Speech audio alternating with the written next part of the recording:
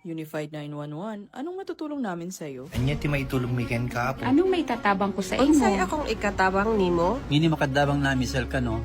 Sa anumang wika o dialekto, may tulong na darating sa iyo.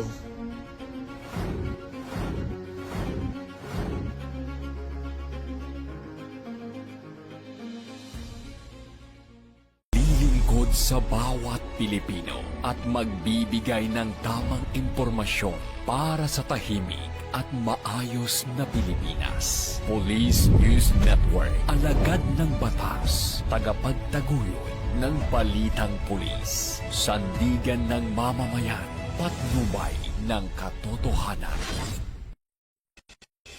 La Campo Crame, maghahatid ng pinakahuling kaganapan at nagbabagang balita. Ito ang PNN Police News Network. At ngayon, ang inyong mga tagapagbalita. Magandang araw, bagong Pilipinas. Ako ang inyong alagad ng batas, tagataguyod ng balitang pulis, Patrolwoman Resali Umalay. Maghahatid ng tamang balita, kwento ng pulis, at serbisyo para sa mamamayan. At ito ang PNP News Online. Ang pangunahing balita ng Police News Network, alagad ng batas, tagataguyod ng balitang pulis.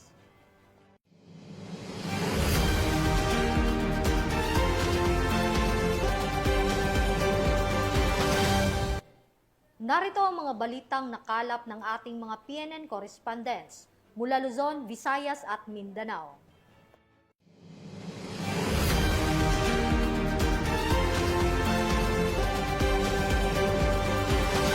Matagumpay na na-neutralize ng Matala Municipal Police Station sa pamumuno ni Police Lieutenant Colonel Arnel Melocotones ang suspect na si alias Can na sangkot sa grenade throwing incident sa barangay Dalapitan noong Enero 1 sa kasalukuyang taon. Isinagawa ang hot pursuit operation sa barangay Kilada, Matalam, Cotabato, katuwang ang 1st Cotabato Provincial Mobile Force Company. Ayon sa ulat ng PNP, nanlaban ang suspect at nagpaputok ng baril laban sa mga otoridad kaya napilitan ng mga pulis na gumanti. Humantong ito sa pagkaka-neutralize ng suspect. Narecover ng PNP ang isang .45 caliber pistol, magazine at mga basyo ng bala at hinihinalang shabu kasama ang drug paraphernalia mula sa suspect. Pinagtitibay ng operasyong ito ang mahigpit na paninindigan ng Philippine National Police sa pagpapatupad ng batas at pagpapanatili ng kapayapaan at kaligtasan ng publiko. Patuloy ang PNP sa pagpapalakas ng seguridad at pakikipagtulungan sa komunidad upang maiwasan ang mga karahasan at masigurong ligtas ang mamamayan. Ito ang bagong PNP para sa bagong Pilipinas, serbisyong mabilis, tapat at nararamdaman.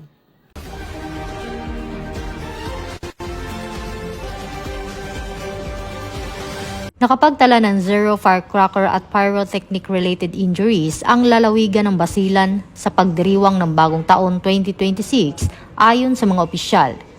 Sinabi ni Basilan Police Provincial Director, Police Colonel Zarazid Umabong, na walang naitalang insidente sa mga lugar ng Basilan na nanatili rin umanong mapayapa ang lalawigan sa buong Yuletide season. Pinuri ni Basilan Governor Muhib Hataman ang mga puwersang pansiguridad sa pamumuno nila Police Colonel Umabong at Brigadier General Frederick Salis ng 1101st Infantry Brigade at iniuugnay ang tagumpay sa maayos na koordinasyon at kooperasyon ng mamamayan.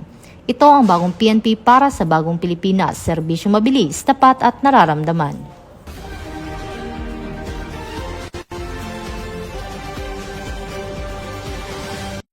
Lumahok ang Cebu City Police Office ay sinagawang destruction of confiscated, seized firecrackers, pyrotechnics at improvised cannons o boga noong Disyembre 31 sa 47 Quadrangle Camp Serious Menu Senior, Cebu City. Ang aktibidad ay pinangunahan ni Police Brigadier General Edrico A. Moranan, Regional Director ng 47 at dinalahan ng 47 Command Group and Staff, Chief ng RCSU 7 at RECU 7, mga Provincial Directors, City Directors, at ng Officer in Charge ng Cebu City Police Office na si Police Colonel George V. Ilanan.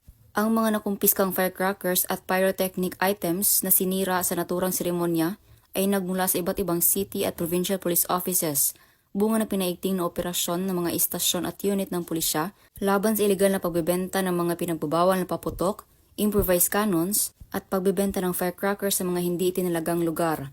Ayon sa ulat ng Cebu City Police Office, umabot sa kabuoang 109 na piraso ng firecrackers at pyrotechnic items ang kanilang nakumpiska na may tinatayang halaga na 20,810 pesos.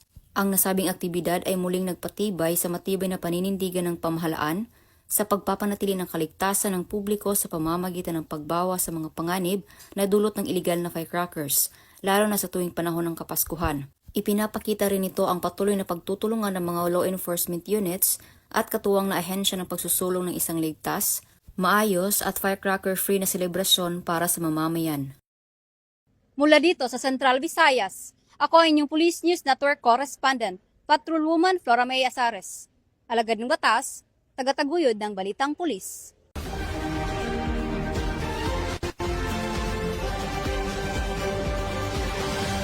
Inaresto ng Philippine National Police ang isang Pilipinang babae na wanted sa kasong kidnapping nang dumating ito mula Singapore sa Ninoy Aquino International Airport. Isinagawa ang pag-aresto sa pamamagitan ng koordinasyon ng AVSI Group, CIDG, Imus Police at Bureau of Immigration. Ang warrant of arrest ay inilabas sa isang family court sa Cavite para sa mga kasong kidnapping at failure to return a minor na may rekomendasyong no bail. Kasalukuyang nasa kustudiya ng CIDG Manila ang sospek para sa kaukulang legal na proseso. Sabi ni Acting Chief PNP Police Lieutenant General Jose Melencio Nartatis Jr. na patunay ang operasyon ng mahigpit na pagpapatupad ng batas at pagkakaisa ng mga unit ng pulisya.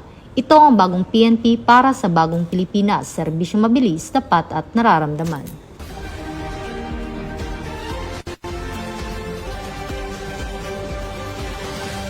Nangako ang Philippine National Police na paiigtingin ang mga operasyon nito ngayong taong 2026 upang maging mas mabilis at mas tumugon sa pangangailangan ng komunidad.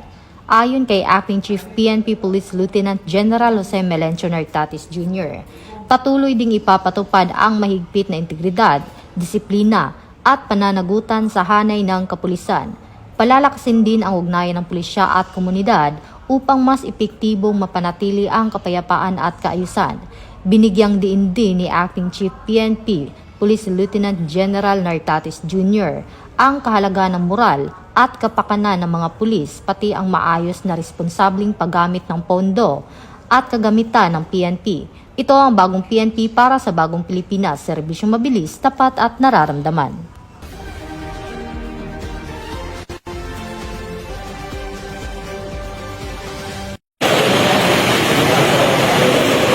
Sa magkasunod na operasyon na isinagawa ng mga tauhan ng Manila District Anti-Cybercrime Team, 2 individual ang naaresto dahil sa iligal na pagbebenta ng mga financial accounts sa social media. Sa isinagawang cyber patrolling, natuklasan ng mga otoridad ang talamak na bentahan ng mga financial account sa iba't ibang Facebook pages kung saan ibinebenta ang mga ito sa halagang 5,000 piso bawat isa.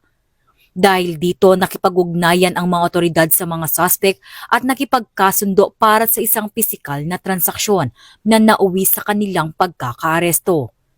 Kinilala ang mga suspect na sina alias Ken, 28 anyos at alias BJ, 35 anyos, kapwa residente ng Taguig City. Sa kasalukuyan na sa pangalaga na ng MDAC ang mga suspect kasama ang mga nakumpiskang ebidensya para sa kaukulang dokumentasyon at tamang disposisyon ng kaso. Mula dito sa Campo Crame, ako ang inyong PNN Correspondent, Patrolwoman Mary Grace Artizuela, nagbabalita para sa Police News Network, alagad ng batas, tagataguyod ng Balitang Pulis.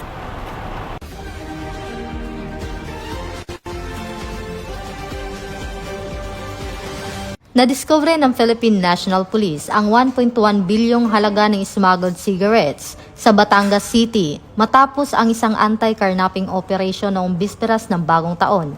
Ayon kay Acting Chief PNP Police Lieutenant General Jose Melencio Nartatis Jr., tutugisin ang mga responsable sa smuggling. Patuloy ang investigasyon at follow-up operation, katuwang ang Bureau of Customs. Samantala, 4 na katao ang naaresto sa Malabon City matapos masamsam ang humigit kumulang 1.5 bilyong halaga ng unregistered cigarettes. sa hiwalay na operasyon ng PNP-HPG. Ito ang bagong PNP para sa bagong Pilipinas, serbisyong mabilis, tapat at nararamdaman.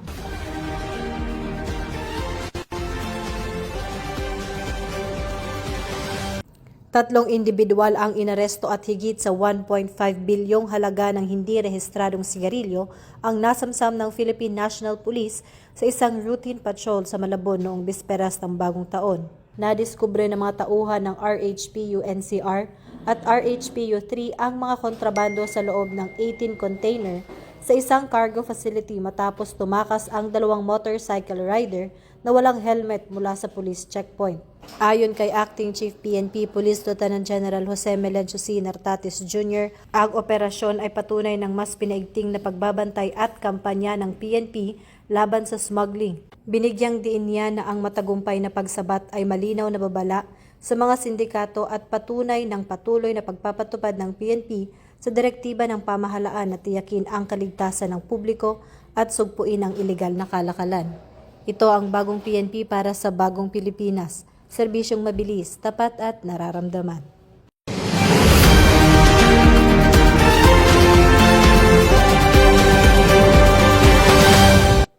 At yan ang mga balitang nakalap ng ating mga PNN correspondents mula sa iba't ibang panig ng bansa.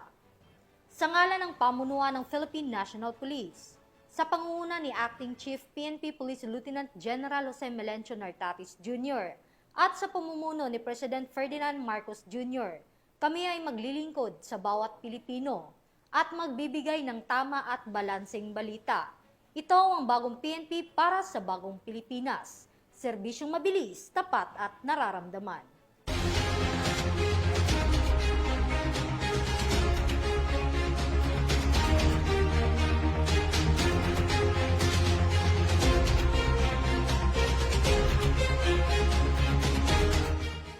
Police News Network, alagad ng batas, tagapagtaguyod ng balitang pulis.